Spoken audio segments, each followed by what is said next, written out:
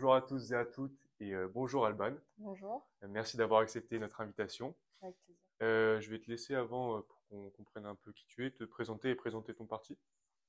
Du coup, moi, je suis Alban, j'ai 21 ans et je suis militante à la France Insoumise, un parti de gauche radical, Qu'on ne enfin, présente plus, qu'on ne présente qu'on plus, ne présente plus. parce que ça fait longtemps que vous concourez aux européennes notamment.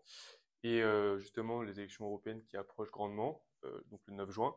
Et si tu devriez choisir trois mots pour résumer ton mouvement, ta campagne, et un mot pour décrire votre vision de l'Europe, ce serait quoi? Du coup, je dirais d'abord la transition écologique, qui Ouais, fait partie de nos préoccupations principales, puis la justice sociale et le pacifisme. ok. Voilà. Est-ce que je développe un peu Bah, plus? vas-y, Ouais. on t'écoute. Du coup, pour la transition écologique, dans nos propositions, il y a l'idée de sortir du marché carbone. Ouais, Donc, le marché carbone, c'est ce qui fait que les entreprises, elles ont un droit à polluer ouais, et du coup, les entreprises qui ont qui sont déjà les plus développées peuvent racheter pour faire en sorte, enfin, pour avoir plus de droits à polluer, justement. Et donc, nous, on voudrait sortir de ça parce que du coup, c'est injuste.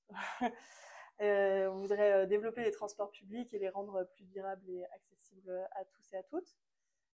Faire en sorte que la PAC, elle soit plus... Enfin, modifier ses conditions pour qu'elle ouais. soit en faveur des agriculteurs et des agricultrices plus tournés vers le bio et la transition Ok. écologique. La PAC, on précise politique d'agriculture commune. Voilà, c'est ça. Ensuite, au niveau de la justice sociale, du coup, nous, on voudrait mettre en place un salaire minimum européen.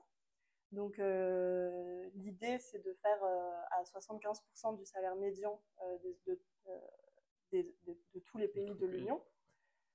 Voilà.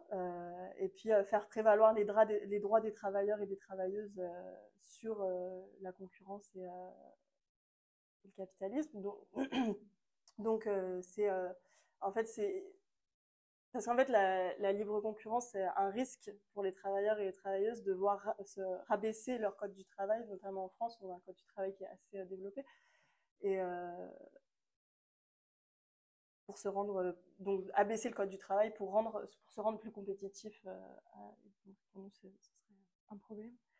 Et ensuite, on voudrait lutter contre les travails précaires, donc favoriser les temps pleins, les CDI, et voilà, pour permettre à tous d'avoir un contrat de travail qui permette de subvenir à ses besoins décemment. Ok. Et Et ensuite, au niveau du pacifisme, du coup, ouais, ce serait le refus des discours de guerre, ouais, des discours va-t-en-guerre, comme on entend beaucoup actuellement dans les médias et dans les autres organisations politiques.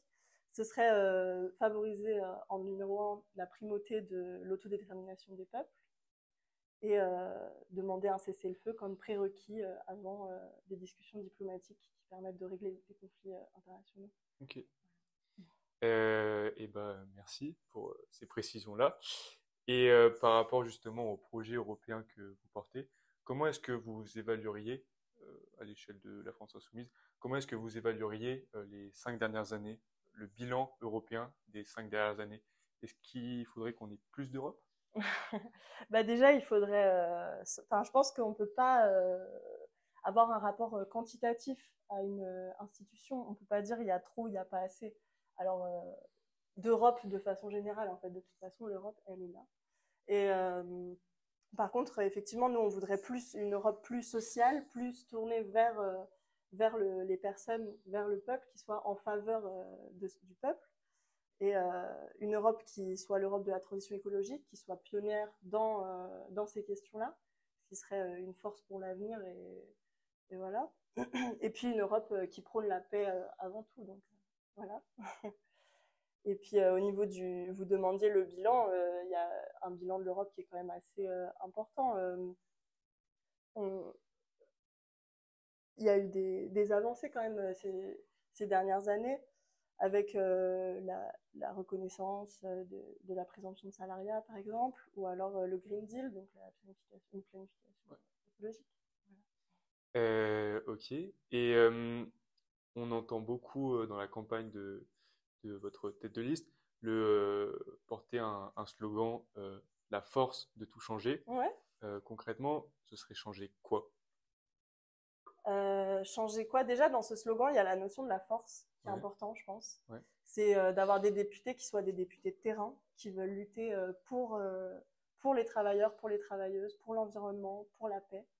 Et ils veulent lutter contre une Europe qui est libérale et conservatrice, celle qu'on a actuellement, parce que la majorité au Parlement européen, elle est constituée d'une coalition de droite. Donc voilà. Et puis réussir, en fait, dans la force, il y a l'idée de réussir à créer un rapport de force, en fait, vis-à-vis de cette austérité économique, et on voudrait mettre en place du coup plus de protection, une ouais, Europe une Europe qui soit protectrice pour les citoyens et pour les citoyennes. Donc protéger le marché ouais, de l'électricité, qui en fait bloquer les prix et faire en sorte que il n'y ait pas de que ce soit le producteur d'électricité qui vende l'électricité aux ok, consommateurs. Parce qu'en fait, si on segmente tout ça et qu'on fait passer ensuite par une entreprise, aujourd'hui EDF, ils produisent leur électricité, ils la vendent ensuite à des entreprises privées ouais, qui, eux, choisissent le prix que va payer le consommateur à la fin du mois. Et du coup, nous, on veut lutter contre ça parce qu'en fait, c'est pas normal que ce soit une entreprise privée qui rachète le bien d'une entreprise publique pour le vendre au public qui en a besoin. Parce que ouais, l'électricité, aujourd'hui, c'est un besoin et c'est un droit qui devrait être universel, quoi. Ensuite, on veut voilà, faire un programme de rupture face au discours de haine aussi, parce que à l'Europe notamment, la droite et l'extrême droite ont historiquement, enfin en tout cas ces 5 dernières années, ont eu beaucoup de pouvoir et voilà, et donc faire en sorte de protéger les personnes. de changer tout ça. Et justement, tu me parlais de protectionnisme. Est-ce que ça rentre aussi dans une logique avec tout ce qu'on entend ces derniers temps sur les agriculteurs qui justement se plaignent d'avoir un salaire qui est indécent? Et toi, tu me parlais de décence justement. Ouais, Est-ce que ce protectionnisme, il accompagne aussi ces revendications-là? ouais, bien sûr. Ouais, ouais, bah ce serait, en fait, ce serait de protéger aussi les agriculteurs français et françaises, déjà parce que ça permettrait de consommer plus local. Ouais, Donc il faut conserver notre indépendance en termes d'agriculture. La question des agriculteurs, c'est une question qui est extrêmement importante parce qu'en fait, c'est un besoin. ouais, C'est pas une possibilité, c'est pas un plus. C'est des biens qui sont naturels à nous tous. Et donc voilà. ok. Et moi, ce qui a aussi marqué mon attention dans votre slogan, c'est justement le mot changer, qui du coup annonce une vraie rupture. Et je sais qu'on entend aussi beaucoup parler de démocratie à l'échelle européenne. Ouais. Et est-ce que pour vous, le Parlement européen, qui a un pouvoir qui est assez limité, c'est une véritable problématique démocratique? Ben, le Parlement européen, oui, effectivement, il a un pouvoir qui est limité parce que aujourd'hui, c'est surtout la Commission qui peut proposer des changements. Alors, oui, c'est une problématique, mais la problématique principale, à mon avis, c'est que aujourd'hui, le Parlement européen, il est entouré de plein d'entreprises privées qui font Ouais, du lobbying au quotidien et donc qui empêchent en fait une Europe plus juste et qui empêche le travail de qui empêche le travail de fond parce que c'est toujours au service du privé ou ouais. d'une entreprise privée. Ouais. Et puis justement, tu me parles de ces droits. Et justement, j'ai pu lire dans le programme de Manon Aubry que il y avait une volonté de véritablement augmenter ces droits et notamment d'inscrire des droits fondamentaux dans une charte à l'échelle de l'Union européenne. Ouais. Est-ce que c'est quelque chose qui est central dans dans le potentiel mandat à venir de faire des droits un véritable objet de campagne en fait, un slogan de campagne presque? Bah ouais, bien sûr. Ouais. Parce que si on parlait de droits démocratiques, mais est-ce qu'il y a d'autres droits que vous aimeriez, parce que quand on voit la montée de l'extrême droite, par exemple, à l'échelle européenne, est-ce qu'il y a d'autres droits qui vous paraissent fondamentaux et qui justement devraient avoir une place encore plus importante à l'échelle de la réglementation européenne? Bah oui, alors il y a beaucoup de la question du droit, c'est une question qui est dans le débat national, mais qui Ouais. peut également être exportée dans le débat européen, effectivement.